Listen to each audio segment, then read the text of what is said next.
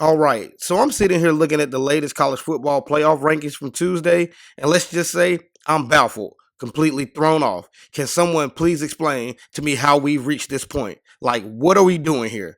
Because I'm genuinely trying to understand how certain teams, the three-loss SEC squads like South Carolina and Ole Miss, or even Miami with two losses in the ACC, don't even have a shot anymore, let alone a whisper of consideration for the playoffs.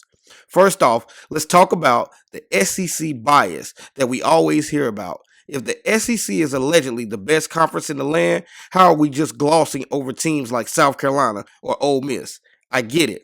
Three losses aren't ideal, but if strength of schedule matters, as they continue to constantly preach, why isn't there more acknowledgement of the gauntlet these teams go through in the SEC week after week? Sure, South Carolina stumbled early, but let's not forget the gritty finishes they have. What about Ole Miss? They've had an incredible year under Lane Kiffin, yet it feels like they've been slapped aside without a second thought, which led to Kiffin firing off recently on Twitter at the College Football Playoff Committee, and also Miami and the ACC caught strays as well. How is Ole Miss and South Carolina just left to fade into the background? Please do not let me gloss over Lane Kiffin's Twitter rant ripping into the college football playoff rankings committee, and Miami and the ACC again caught strays.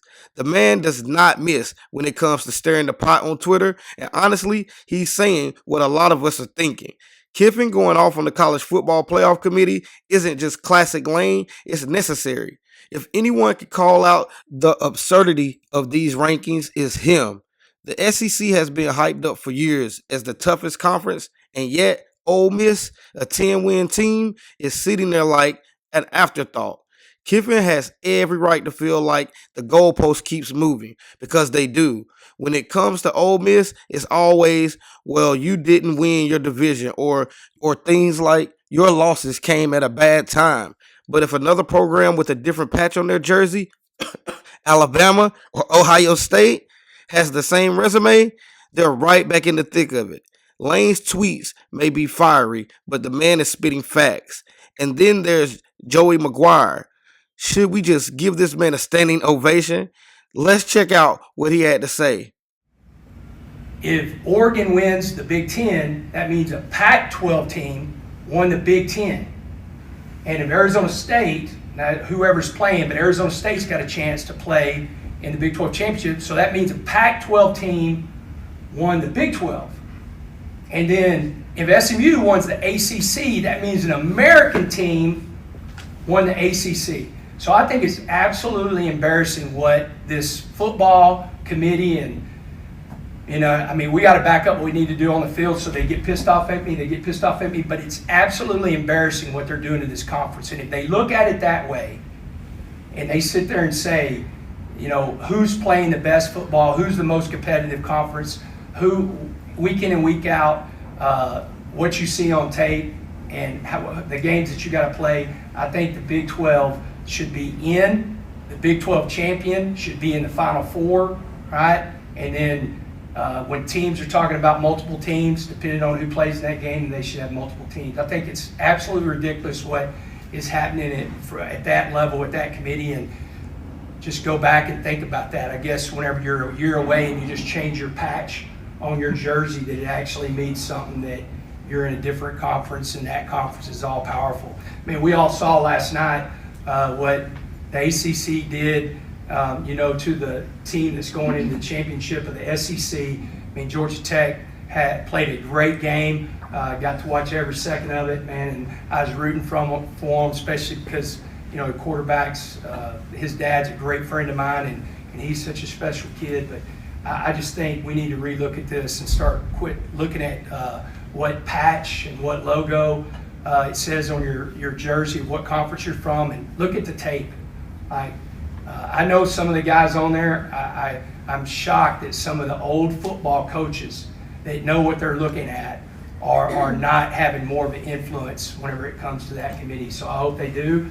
And man, that's my deal for the Big 12, because I'm proud to be a part of this conference. I think it's great football, and man, excited to see what happens.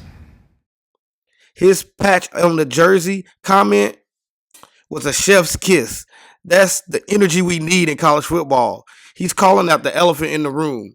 This isn't always about wins and losses or even strength of schedule. It's about the brand power sometimes. It's about who you are, not what you've done on the field. Texas Tech may not have a playoff program, but don't get the same benefit of the doubt as the Blue Bloods. He's not wrong. Slap a different logo on the helmet, and suddenly those bad losses or quality wins look a little different to the committee. But between Kiffin and McGuire, you've got two coaches putting the entire playoff system on blast. And honestly, they're right. The inconsistency, the brand favoritism, the lack of transparency, it's exhausting. The patch on your jersey point cuts deep because it rings true. How many teams are left out of these rankings, not because they didn't deserve a chance, but because their name doesn't move the needles for TV ratings or committee bias? All I can say is I applaud both Lane Kiffin and Joey McGuire because someone has to hold the committee accountable. And then there's Miami, sitting there as the first team out with only two losses. Two. And those L's come in absolute heartbreaking fashion against the feisty Georgia Tech team, who we just witnessed take the fifth ranked Georgia Bulldogs to 8 overtime periods before coming up short. And then last week, taking that loss to a very good Syracuse team where the Canes played on the road. Miami has shown flashes of being an elite program again, and they've played a tough schedule in the ACC. But they're done for the year now, unless some absolute miraculous things occur. So, what exactly are we doing here? And we're saying they have no pathway to move up because their season's over. How does that make any sense? Isn't the idea of a playoff to pick the best teams, not the ones with the flashiest records or the easiest schedule? And let's talk about how the rankings themselves seem so mid this year. Is the committee actually picking the best teams? It feels like the committee is cherry picking criteria week to week, justifying whatever narrative they want to push.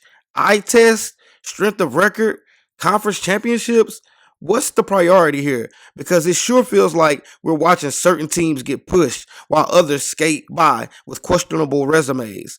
The system just feels broken, and it's just year one of a 12-team playoff. Should we seriously already be discussing a 2014 playoff like the FCC has been playing for years just to ensure that everyone honestly has a shot at competing for a national title? It just feels like there's not enough transparency and there's no clear way for teams left on the bubble or outside looking in to prove themselves when they're effectively eliminated before they even have a chance to make their case. Maybe this expands to a 2014 playoff in the next couple of years, but right now it's a mess. I'm semi disgruntled, thoroughly confused, and I am just somehow frustrated and resigned all at once. Someone, anyone in the comment section, please explain this to me in any way that makes sense because I'm losing my mind over here. And again, if you like this content, please like, share, comment, and subscribe because I can assure you that some random sports dude is always going to be ready to share their opinion.